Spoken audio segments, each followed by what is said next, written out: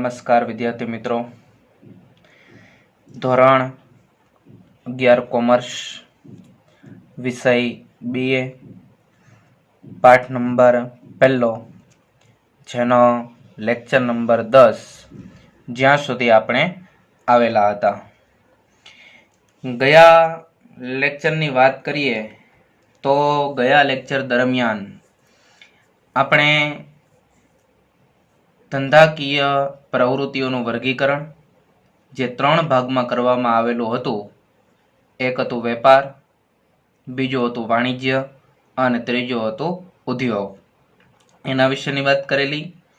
ત્યારબાદ વેપારનો અર્થ અને વેપારના લક્ષણોની ચર્ચા કરેલી અને વેપારના જે પ્રકારો છે એના વિશેની ટૂંકમાં માહિતી આપણે મેળવેલી હતી. હવે આપણે વેપારના પ્રકારો વિશેની વિસ્તૃત જે માહિતી છે એના વિશેની વાત કરવાની છે. તો તમને અહીંયા પ્રશ્ન આપેલો છે, વેપારના પ્રકારો સમજાવો. 3 માર્કમાં પ્રકારો સમજાવવાના છે. તો ગયા લેક્ચરની અંદર આપણે જોયું હતું વેપારના 2 પ્રકારો છે. એક છે આંતરિક વેપાર અને બીજું છે આંતરરાષ્ટ્રીય વેપાર. આવી ચર્ચા આપણે ગયા લેક્ચરની અંદર કરેલી હતી. આંતરિક વેપાર અને આંતરરાષ્ટ્રીય વેપાર બંનેનો અર્થ એના વિશેની વાત પણ આપણે ગયા લેક્ચરની અંદર કરેલી હતી. આજના આ લેક્ચરની અંદર વેપારના પ્રકારો સમજાવો. 3 માર્કની અંદર આ પ્રશ્ન જો તમને પૂછાય તો વેપારના પ્રકારો તમારે સમજાવવાના થાય. જેની અંદર તમને અહીંયા આપેલું છે વેપારના 2 પ્રકારો છે. એક છે આંતરિક વેપાર અને બીજું છે આંતરરાષ્ટ્રીય વેપાર. તો વેપારના પ્રકારો કેટલા? તો 2. પહેલું છે આંતરિક વેપાર અને બીજું છે આંતરરાષ્ટ્રીય વેપાર. તમને ગઈકાલે જ આગળના લેક્ચરની અંદર એવું કીધેલું હતું કે વેપારના માત્ર પ્રકારો તમને એવું પૂછાય પ્રશ્ન કે વેપારના કેટલા પ્રકારો છે અને ક્યાં ક્યાં તે જણાવો. હું અહીંયા ફરીવાર પ્રશ્ન તમને લખી દઉં છું. વેપારના પ્રકારો કેટલા છે, ક્યાં ક્યાં તે જણાવો. આવું ગયા લેક્ચરની અંદર આપણે વાત કરેલી કે 1 અથવા 2 માર્કમાં તમને જો આવું ટૂંકમાં પ્રશ્ન પૂછાય, વેપારના પ્રકારો કેટલા છે અને ક્યાં ક્યાં તે જણાવો, તો 1 માર્ક અથવા 2 માર્કની અંદર આ પ્રશ્ન પૂછાય તો તમારે આટલું જ લખવાનું થાય. વેપારના પ્રકારો 2 છે, આંતરિક વેપાર અને આંતરરાષ્ટ્રીય વેપાર. આંતરરાષ્ટ્રીય વેપારને બીજું કહેવાશે વિદેશ વેપાર.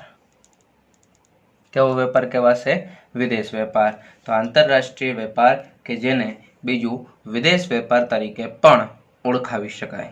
હવે વેપારના પ્રકારો આ જણાવવા હજી તો આપણે જણાવવાની વિગત જે તમને પ્રકારો સમજાવવાના કીધા એમાં આપણે શરૂઆતમાં પ્રકારો જણાવ્યા કે 2 પ્રકારો છે અને એક છે આંતરિક વેપાર અને બીજો છે આંતરરાષ્ટ્રીય વેપાર.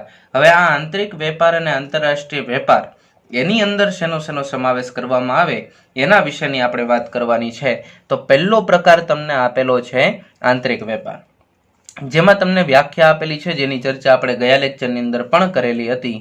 વ્યાખ્યા છે દેશની સરહદમાં જ જુદા જુદા વિસ્તારમાં થતો વેપાર એટલે એને કહેવાશે આંતરિક વેપાર. દેશની સરહદમાં જ જુદા જુદા વિસ્તારમાં થતો વેપાર એટલે એને કહેવાશે આંતરિક વેપાર. તો આંતરિક વેપારની વ્યાખ્યા, દેશની સરહદમાં જુદા જુદા વિસ્તારમાં થતો વેપાર આપણે ગઈકાલે જ સમજૂતી મેળવેલી હતી. એમ છતાં તમને અહીંયા નીચે ઉદાહરણ આપેલું છે. તે ઉદાહરણની અંદર જોઈએ. દાખલા તરીકે અમદાવાદનો વેપારી એક કાશ્મીરથી સફરજનની ખરીદી કરે તો કાશ્મીર એ ભારતનો ભાગ છે, અમદાવાદ એ ભારતનો ભાગ છે. એટલે બંને વિસ્તારો છે એ દેશની સરહદની અંદરના વિસ્તારો છે. તો આને આંતરિક વેપાર તરીકે ઓળખાવી શકાય. ત્યારબાદ બીજું ઉદાહરણ આપેલું છે, નાગપુરનો વેપારી એ રાજકોટ નારંગી મોકલાવે એટલે એ પણ આંતરિક વેપાર થયો કહેવાય. અમદાવાદ એ પણ ભારતનો ભાગ છે, કાશ્મીર એ પણ ભારતનો ભાગ. બંને દેશ એક જ એટલે આંતરિક વેપાર. નાગપુર એ ભારતનો ભાગ, રાજકોટ એ ભારતનો ભાગ. બંને દેશ એક એટલે એ થયો આંતરિક વેપાર. એટલે એવું કહેવાય. અહીંયા બીજું એવું કહી શકાય જે ગયા લેક્ચરમાં આપણે વાત કરી હતી કે દેશની સીમાઓ પૂરતો મર્યાદિત વેપાર. સીમાઓ પૂરતો મર્યાદિત વેપાર આને કહેવાશે આંતરિક વેપાર. કોને? દેશની સીમાઓ પૂરતો મર્યાદિત વેપાર. એટલે કે જે વેપાર દેશની સીમાઓની અંદર જુદા જુદા વિસ્તારમાં થતો હોય એને આંતરિક વેપાર કહેવાય. આ વ્યાખ્યા બંને એક થાય. ત્યારબાદ તમને કીધું છે આંતરિક વેપારની અંદર જ લખવાનું છે વિતરણની દ્રષ્ટિએ આંતરિક વેપારના બે ભાગ પાડી શકાય. કેટલા ભાગ પાડી શકાય? બે ભાગ. તમને એવો પ્રશ્ન પૂછાય, અહીં પ્રશ્ન લખી દઉં છું.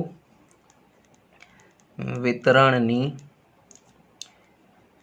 દ્રષ્ટિએ આંતરિક વેપારના કેટલા ભાગ પડે છે?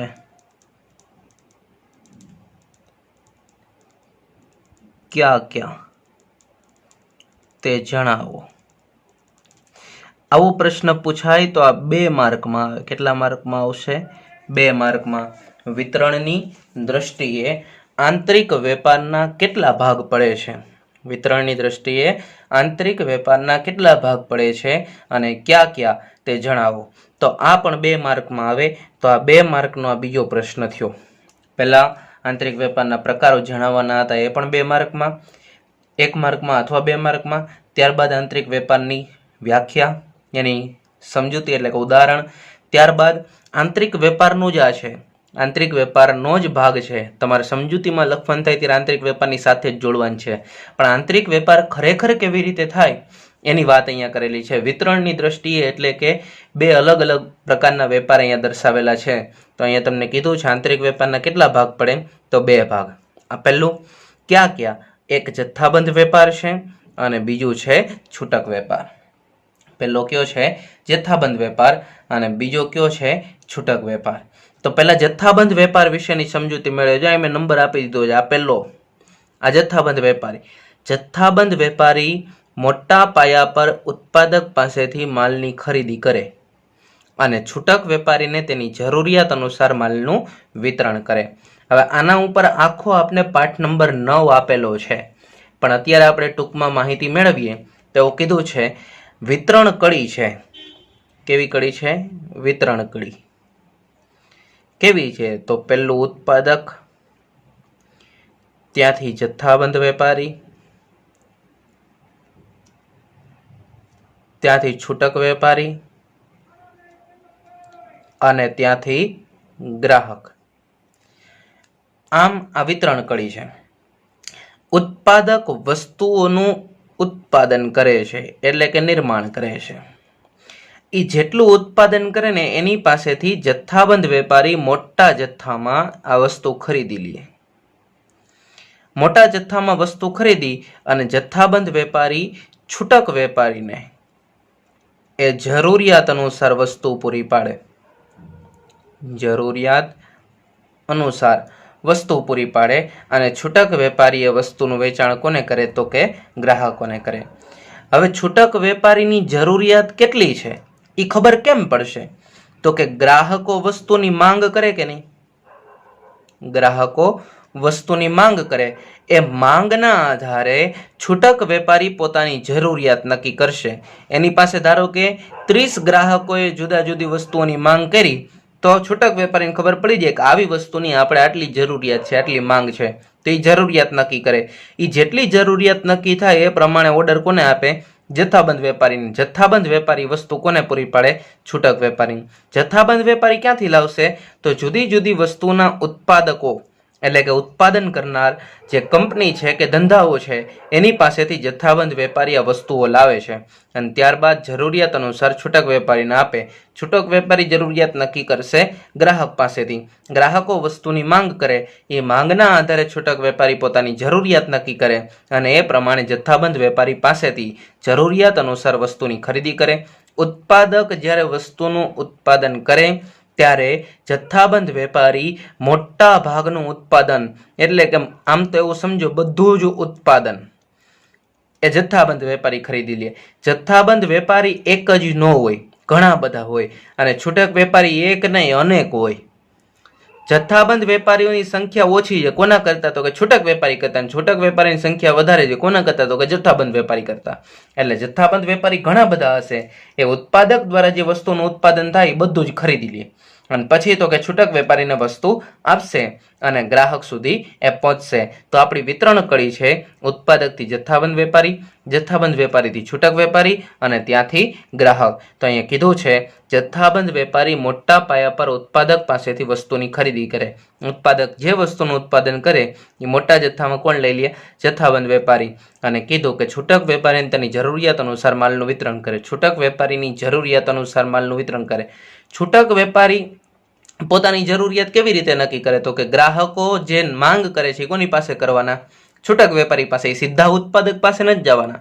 એટલે પોતાની નજીકમાં જે આપણી આજુબાજુમાં કરિયાણાવાળાની દુકાન હોય, આપણે આજુબાજુમાં કોઈ નાની દુકાનો હોય તો એ બધા છૂટક વેપારીઓ છે. આપણે જરૂરિયાત જ્યારે પડશે ત્યારે આપણે છૂટક વેપારી પાસે જઈએ છીએ. જ્યારે મોટા જથ્થામાં વસ્તુની ખરીદી કરવી ને તો જ આપણે જથ્થાબંધ વેપારી પાસે ભાગીએ જ જતા હોય. એટલે આપણા સાવ અંદર એવું કહેવાય કે પ્રત્યક્ષ રીતે સંકળાયેલો વેપારી કયો? પ્રત્યક્ષ રીતે ગ્રાહકથી સંકળાયેલો વેપારી કયો? તો છૂટક વેપારી. એટલે પ્રત્યક્ષ રીતે સંકળાયેલા વેપારી પાસે આપણે માંગ કરીએ. માંગ કરીએ એટલે છૂટક વેપારી એ માંગને ધ્યાને લઈને પોતાની જરૂરિયાત નક્કી કરે, જથ્થો નક્કી કરે કે આટલી વસ્તુની જરૂરિયાત છે, અને જરૂરિયાતને ધ્યાને રાખીને જથ્થાબંધ વેપારીને ઓર્ડર આપે. જથ્થાબંધ વેપારી એ વસ્તુ છૂટક વેપારીને પૂરી પાડે. છૂટક વેપારી કોને પૂરી પાડે? ગ્રાહકને. આગળ કીધું આમ જથ્થાબંધ વેપારી એ માલના ઉત્પાદક અને છૂટક વેપારી. જથ્થાબંધ વેપારી એ માલના ઉત્પાદક અને છૂટક વેપારી એ બંને વચ્ચે શું છે? કડી છે, અથવા એને કહેવાશે કડી સમાન છે. શું કહેવાશે? કડી સમાન. ઉત્પાદક પાસેથી વસ્તુની ખરીદી કરી અને છૂટક વેપારીને આપે છે, એટલે છૂટક વેપારીને ઉત્પાદક આ બંને વચ્ચેની કડી કઈ? તો કે જથ્થાબંધ વેપારી. જથ્થાબંધ વેપારી એ ઉત્પાદક અને છૂટક વેપારી વચ્ચે કડી સમાન છે. તો આ હજી જથ્થાબંધ વેપારીની વાત થઈ. હજી છૂટક વેપારી વિશેની વાત આપણે. બીજો વેપારી છે એ છે છૂટક વેપારી. છૂટક વેપારી જથ્થાબંધ વેપારી પાસેથી માલ ખરીદે છે અને ગ્રાહકોને એમની જરૂરિયાત પ્રમાણે માલ પૂરો પાડે છે. ફરી એક વખત અહીં વિતરણ કરી લખી નાખું. ઉત્પાદક એની પાસેથી ખરીદી કરે જથ્થાબંધ વેપારી. જથ્થાબંધ વેપારી પાસેથી ખરીદી કરે એ છે છૂટક વેપારી, અને છૂટક વેપારી પાસેથી ખરીદી કરે એ છે ગ્રાહક. ગ્રાહક અને છૂટક વેપારી એ બંને પ્રત્યક્ષ રીતે સંકળાયેલા છે. ગ્રાહક અને છૂટક વેપારી એ બંને પ્રત્યક્ષ રીતે સંકળાયેલા છે. એટલે અહીંયા કીધું છે કે છૂટક વેપારી જથ્થાબંધ વેપારી પાસેથી માલ ખરીદે છે. જથ્થાબંધ વેપારી કોની પાસેથી ખરીદો? ઉત્પાદક પાસેથી. હવે જથ્થાબંધ વેપારી પાસેથી કોણ ખરીદે? છૂટક વેપારી. અને છૂટક વેપારી પાસેથી કોણ ખરીદશે? ગ્રાહક. તો ગ્રાહકનો અહીં જો કીધું કે ગ્રાહકોને તેમની જરૂરિયાત પ્રમાણે, ગ્રાહકોની જે પ્રમાણે માંગ હશે, એટલે કે ગ્રાહકોની જે પ્રમાણે જરૂરિયાત હશે એ જરૂરિયાત પ્રમાણે છૂટક વેપારી એ વસ્તુ જથ્થાબંધ વેપારી પાસેથી ખરીદી અને ગ્રાહકને પૂરી પાડે છે. એટલે તમને આગળ એવું હતું કે નહીં કે જથ્થાબંધ વેપારી એ ઉત્પાદક અને છૂટક વેપારી વચ્ચે કડી સમાન છે. આવું હતું ને? અહીંયા કોણ કડી સમાન છે? છૂટક વેપારી. કોણ કડી સમાન છે? છૂટક વેપારી. કોના વચ્ચે? તો છૂટક વેપારી એ જથ્થાબંધ વેપારી અને ગ્રાહક આ બંને વચ્ચેની કડી સમાન વ્યવસ્થા એટલે કોણ? છૂટક વેપારી. જથ્થાબંધ વેપારી કડી સમાન હતો, પણ કોના વચ્ચે? તો ઉત્પાદક અને છૂટક વેપારી વચ્ચે કડી સમાન કોણ? તો જથ્થાબંધ વેપારી. અને જથ્થાબંધ વેપારી અને ગ્રાહક આ બંને વચ્ચે કડી સમાન કોણ? તો છૂટક વેપારી. એટલે આ બંને વ્યવસ્થા એક કડી સમાન વ્યવસ્થા ગણાવી શકાય. તો અહીંયા આપણો આંતરિક વેપાર પૂરો થયો. કયો વેપાર પૂરો થયો? આંતરિક વેપાર. હવે આંતરરાષ્ટ્રીય વેપારની વાત કરીએ. ખાસ યાદ રાખજો વિદ્યાર્થી મિત્રો, આની અંદરથી મેં ટૂંકા પ્રશ્ન ઘણા બધા તમને કીધા. હવે એમ થાય કે ટૂંકા પ્રશ્ન આમાંથી પૂછે તો 2 માર્કમાં પૂછે ને આખો પ્રશ્ન આંતરિક વેપાર અને આંતરરાષ્ટ્રીય વેપાર 3 માર્કમાં પૂછાય સમજાવવાનું. તો એવું જ હોય, જથ્થાબંધ વસ્તુ સસ્તી જ હોય અને છૂટક વસ્તુ મોંઘી પડે. એટલે નાના પ્રશ્ન છે ને એ વધારે માર્કના થાય, વધારે કિંમત હોય એની, અને મોટા પ્રશ્ન છે એની ઓછી કિંમત, તો જાજુ લખવાનું થતું હોય. એટલે આને તમે થોડુંક ધ્યાનમાં લેવું. અને આંતરરાષ્ટ્રીય વેપારની વાત કરેલી છે. તો આંતરરાષ્ટ્રીય વેપાર એ આપણા વેપારનો બીજો પ્રકાર. અહીં વ્યાખ્યા આપી છે, કોઈ પણ 2 દેશો વચ્ચે થતા વેપારને કેવો વેપાર કહેવાય? આંતરરાષ્ટ્રીય વેપાર. અને આપણે પહેલાની જેમ એટલે કે આંતરિક વેપારની જેમ આની સરખામણી કરીએ તો એવું લખી શકાય, જે વેપાર દેશની સીમાઓ અથવા સરહદો ઓળંગીને થાય તેને કેવો કહેવાય? આંતરરાષ્ટ્રીય વેપાર. આંતરરાષ્ટ્રીય વેપાર કોને કહેવાશે? તો જે વેપાર દેશની સીમાઓ કે દેશની સરહદોને ઓળંગીને થતો હોય, એટલે કે 2 જુદા દેશ વચ્ચે વેપાર થતો હોય, આને કહેવાશે આંતરરાષ્ટ્રીય વેપાર. એમાંય તમને કીધું છે આંતરરાષ્ટ્રીય વેપાર એ દેશની સરહદો ઓળંગે છે, એટલે એકબીજા દેશ વચ્ચે થાય. ઉદાહરણ જોઈએ. દાખલા તરીકે જાપાનની કંપની ભારતના વેપારીને ટેલિવિઝન એટલે કે ટીવીનું વેચાણ કરે. તો જાપાન એ અલગ દેશ છે ને ભારત એ અલગ દેશ છે, 2 દેશ વચ્ચે વેપાર થયો એટલે આંતરરાષ્ટ્રીય વેપાર. બીજું કીધું છે ભારતમાંથી કેસર કેરી એ USA એટલે અમેરિકા. USA નું પૂરું નામ છે United states of America. United states of America.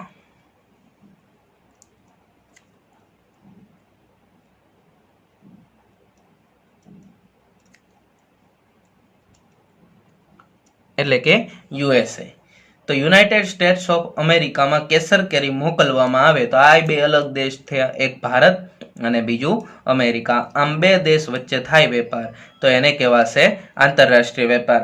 હવે આગળ કીધું છે આંતરરાષ્ટ્રીય વેપારમાં કયા વેપારનો સમાવેશ થાય? લખું અહીંયા પાછો પ્રશ્ન. આંતરરાષ્ટ્રીય વેપારમાં કયા વેપારનો સમાવેશ થાય છે? કયા આંતરરાષ્ટ્રીય વેપારમાં કયા વેપારનો સમાવેશ થાય છે? કયા?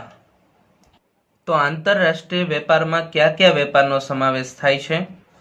તો એવું કીધું છે, અહીંયા તમને આપેલા છે આંતરરાષ્ટ્રીય વેપારમાં 3 વેપારનો સમાવેશ થાય. કેટલા વેપારનો સમાવેશ થાય? 3 વેપાર. આ પણ તમને 1 અથવા 2 માર્કમાં પૂછાય. 1 અથવા 2 માર્કમાં. આંતરરાષ્ટ્રીય વેપારમાં જુદા 3 વેપારનો સમાવેશ થાય. તો એની અંદર આપણે જોઈએ, પહેલું છે આયાત વેપાર. આયાત એટલે મંગાવવું, બીજા દેશમાંથી મંગાવવો એ આયાત થઈ. બીજું કીધું છે નિકાસ વેપાર. નિકાસ વેપાર એટલે મોકલવું. અને ત્રીજું કીધું છે પુનઃ નિકાસ વેપાર એટલે કે મંગાવીને તરત મોકલવું. આને કહેવાશે પુનઃ નિકાસ વેપાર. એના વિશેની વિગતવાર માહિતી જોઈએ. ધારો કે તમે બાંગ્લાદેશથી શણ ભારતમાં મંગાવો તો આયાત વેપાર થયો. બીજું જોઈએ, ધારો કે અહીંયાથી કેસર કેરી ભારતમાંથી કેસર કેરી અમેરિકા મોકલો તો આ નિકાસ વેપાર થયો. ઉદાહરણ તરીકે ત્રીજું જોવાનું છે ને આપણે પુનઃ નિકાસ વેપાર જોવાનું. પુનઃ નિકાસ વેપાર કોને કહેવાય એના વિશેની વાત કરવાની છે. તો પુનઃ નિકાસ વેપાર વિશેની વાત કરીએ તો અહીંયા તમારી પાસે છે પુનઃ નિકાસ વેપાર. ધારો કે જાપાનથી આપણે ટીવી મંગાવીએ છીએ, એટલે કે ભારત ટીવી મંગાવે છે. હવે એવા જ ટીવીની જરૂરિયાત ધારો કે બાંગ્લાદેશ અને શ્રીલંકાની છે. બાંગ્લાદેશ અને શ્રીલંકાને આવા ટીવી જોઈએ છે. પણ ભારતના જાપાન સાથેના જેવા સંબંધો છે એવા સંબંધો બાંગ્લાદેશના જાપાન સાથે નથી અને શ્રીલંકાના જાપાન સાથે નથી.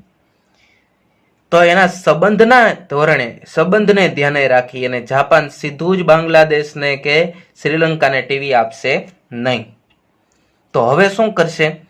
તો બાંગ્લાદેશ અને શ્રીલંકા આ બંને ભારતને મધ્યસ્થી બનાવે. શું બનાવે? મધ્યસ્થી બનાવે. મધ્યસ્થી બનાવવાથી શું થાય? તો કે ધારો કે 5000 ટીવી મંગાવવાના હોય જાપાનથી. કેટલા મંગાવવાના? 5000 ટીવી.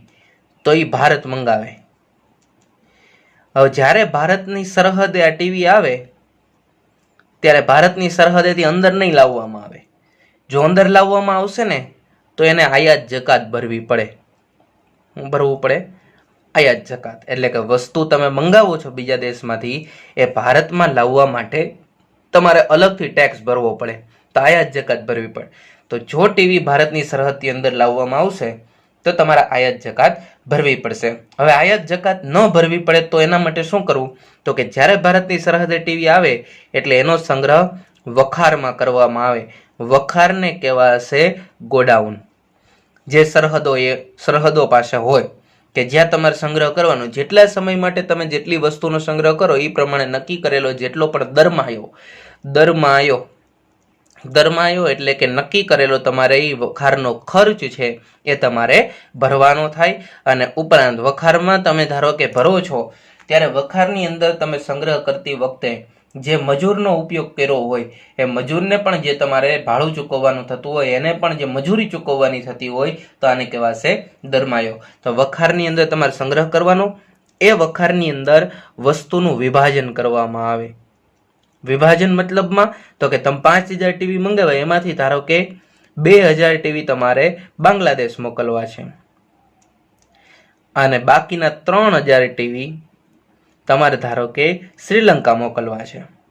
તો 2000 ટીવી અને 3000 ટીવી આ 5000 માંથી જુદા પાડવામાં આવશે. પછી સરહદે મંગાવેલા સરહદની વખારેથી જ બાંગ્લાદેશ નિકાસ કરવામાં આવશે અને શ્રીલંકાની સરહદેથી જ પાછા કોને નિકાસ કરવામાં આવશે? શ્રીલંકાને નિકાસ કરવામાં આવશે. તો દેશની સરહદની અંદર આ ટીવી લાવવામાં આવતા નથી, સરહદેથી સીધા જ નિકાસ થાય છે. તો એને કહેવાય પુનઃ નિકાસ વેપાર. કઈ રીતે પુનઃ નિકાસ વેપાર? તો કે આપણે મંગાવ્યા, ભારતમાં આવ્યા, ભારતની અંદર લાવવાને બદલે ત્યાંથી તરત જ પાછા શું કરી દીધા? નિકાસ કરી દીધા, એટલે મોકલી દીધા. એટલે મંગાવીને તરત જ મોકલી દેવા, એટલે એને કહેવાશે પુનઃ નિકાસ વેપાર. અંદર આપણે ઉપયોગમાં લેવાના નથી. તો જ્યારે કોઈ દેશના સંબંધો સારા ન હોય તો વચ્ચેનો જે મધ્યસ્થી દેશ છે એના દ્વારા આવો પુનઃ નિકાસ વેપાર કરવામાં આવતો હોય. એટલે અહીં કીધું છે મંગાવીને તરત મોકલવું. આશા રાખું કે તમને બધાને આ વિગતોની અંદર બરાબર ખ્યાલ આવી ગયો હશે. હવે આપણે આ ટૂંકા પ્રશ્નો કેટલા આવ્યા એના વિશેની વાત કરીએ. તો અહીંયા આપણે પહેલા તો છે લેક્ચરની શરૂઆત કરી ત્યારની વાત કરીએ. તો પહેલું તમને પ્રશ્ન પૂછાયો વેપારના પ્રકારો સમજાવો 3 માર્કમાં. આખા પ્રકારો તમે જે આપણે આખા લેક્ચરની અંદર જોયું એ બધું જ સમજાવવાના તમને કેટલા માર્ક્સ મળશે? 3. ત્યારબાદ પહેલા આપણે જોઈએ અહીંયા વેપારના પ્રકારો કેટલા છે, ક્યાં તે જણાવો 1 અથવા 2 માર્કમાં. તો વેપારના પ્રકારો 2 છે. એક આંતરિક વેપાર, બીજો આંતરરાષ્ટ્રીય વેપાર. આંતરરાષ્ટ્રીય વેપારનું બીજું નામ છે વિદેશ વેપાર. ત્યાર પછી આંતરિક વેપાર. હવે સમજાવતી વખતે આગળ જઈએ તો આંતરિક વેપારની વ્યાખ્યા તમને અલગથી પૂછાય તો 1 માર્કમાં પૂછાય. કેટલા માર્કમાં પૂછાશે? 1 માર્કમાં. અને ત્યાર પછી એના ઉદાહરણ બંને આપ્યા છે. ત્યાર પછીનો પાછો એક નવો પ્રશ્ન આપેલો છે, વિતરણની દ્રષ્ટિએ આંતરિક વેપારના કીધા છે. આ યાદ રાખજો, વિતરણની દ્રષ્ટિએ આંતરિક વેપારના કેટલા ભાગ પડે છે? क्या તે જણાવો એ પાછો કેટલા માર્કમાં આવશે? 2 માર્કમાં. તો વિતરણની દ્રષ્ટિએ આંતરિક વેપારના કેટલા ભાગ પડે? 2. એક છે જથ્થાબંધ વેપાર અને બીજો છૂટક વેપાર. હવે પાછું જથ્થાબંધ વેપાર અને છૂટક વેપારની વિગત જોઈએ તો એમાં કીધું છે જથ્થાબંધ વેપારી મોટા પાયા ઉપર ઉત્પાદક પાસેથી માલની ખરીદી કરે, એટલે અહીંથી ખરીદી કરશે અને પછી કોને પૂરો પાડશે? તો કે જરૂરિયાત અનુસાર છૂટક વેપારીને પૂરો પાડે. એટલે ઉત્પાદક અને છૂટક વેપારી આ બંને વચ્ચે કડી સમાન કોણ છે? જથ્થાબંધ વેપારી. અને કીધું આમ જથ્થાબંધ વેપારી માલના ઉત્પાદક અને છૂટક વેપારી વચ્ચે કડી છે, એટલે કે કડી સમાન વ્યવસ્થા છે. તો જથ્થાબંધ વેપારી. હજી છૂટક વેપારી યાદ રાખજો, જે તમારો આ પ્રશ્ન હજી પૂરો નથી થયો 2 માર્ક વાળો. કેટલા ભાગ પડે ને ક્યાં તે જણાવો. જણાવવાના આટલા તો 1 માર્કમાં હોય અને સમજાવવું એવું કહી દઈએ તો 2 માર્કમાં તમારે જથ્થાબંધ વેપારી અને છૂટક વેપારી આમાં જેટલા આપ્યા છે એટલા તમારે સમજાવવાના થાય. તો અહીંયા જથ્થાબંધ વેપારી અને છૂટક વેપારી. હજી છૂટક વેપારીની વાત કરીએ આપણે તો અહીંયા એવું કીધું છે છૂટક વેપારીએ જથ્થાબંધ વેપારી પાસેથી વસ્તુની ખરીદી કરી અને ગ્રાહકોને જરૂરિયાત અનુસાર વેચે. આમ છૂટક વેપારીએ જથ્થાબંધ વેપારી ગ્રાહક આ બંને વચ્ચે શું છે? કડી સમાન છે. ત્યાર પછી બીજો વેપાર હતો આંતરરાષ્ટ્રીય વેપાર. તો આંતરરાષ્ટ્રીય વેપારની વ્યાખ્યા તમને જો અલગથી પૂછાય તો 1 માર્કની અંદર કોઈ પણ 2 દેશો વચ્ચે થતો વેપાર જેને આંતરરાષ્ટ્રીય વેપાર કહેવાય. આંતરરાષ્ટ્રીય વેપાર દેશની સરહદો ઓળંગે છે અને બીજા દેશ વચ્ચે પણ થાય. એના બંને ઉદાહરણ જાપાન ને ભારત વચ્ચેનો ટેલિવિઝનનો વેપાર, કેસર કેરી માટે ભારત અને અમેરિકા માટેનો વેપાર. ત્યારબાદ તમને નવો પ્રશ્ન અહીંયા આપેલો છે આંતરરાષ્ટ્રીય વેપારમાં કયા વેપારનો સમાવેશ થાય? કેટલા વેપારનો સમાવેશ થાય? ક્યાંની જગ્યાએ કેટલા વેપારનો સમાવેશ થાય અને ક્યાં? 1 અથવા 2 માર્કમાં. તો અહીં કીધું છે આંતરરાષ્ટ્રીય વેપારમાં જુદા જુદા 3 વેપારનો સમાવેશ થાય છે. ક્યાં? તો એક આયાત વેપાર, આયાત એટલે મંગાવવું બીજા દેશમાંથી. બીજું કીધું છે નિકાસ વેપાર એટલે કે મોકલવું બીજા દેશમાં. અને ત્રીજું કીધું છે પુનઃ નિકાસ વેપાર એટલે બીજા દેશમાંથી મંગાવીને અન્ય દેશોની અંદર તરત જ પાછું શું કરી દેવાનું? મોકલી દેવાનું. એટલે એને કહેવાશે પુનઃ નિકાસ વેપાર. તો વિદ્યાર્થી મિત્રો અત્યારની આ 10મા લેક્ચરની અંદર જેટલું ચાલ્યું ત્યાં સુધીનું બધું જ તમે શાંતિથી તૈયાર કરજો, વાંચજો, સમજજો અને બધું જ કમ્પ્લીટ કરજો. બધું જ સહેલું છે, આવડી જાય એવું છે. એના માટે તમને ખૂબ ખૂબ શુભેચ્છા. અને ખરેખર ઓનલાઈન શિક્ષણના બધા જ લેક્ચર જે વિદ્યાર્થીઓ નિહાળે છે એને ખરેખર એવી વિનંતી છે કે તમે બધા જ વ્યક્તિ આ બધું જ કમ્પ્લીટ કરશો કે જેના કારણે કોઈ પણ જાતની મુશ્કેલી અનુભવશો નહીં. જ્યારે બીજી વખત સામાન્ય એવું રિપીટ કરવામાં આવે તો પણ તમને ખ્યાલ આવી જાય. એ માટે થઈ અને તમે બધું જ કમ્પ્લીટલી એ વાંચજો અને તૈયાર કરજો અને તમારું અને તમારા પરિવારનું ધ્યાન રાખજો. કોરોનાની આ સ્થિતિની અંદર આપની અને આપના પરિવારની કાળજી લેશો અને ફરી એકવાર નવા લેક્ચર સાથે આપણે મળશું. Thank you.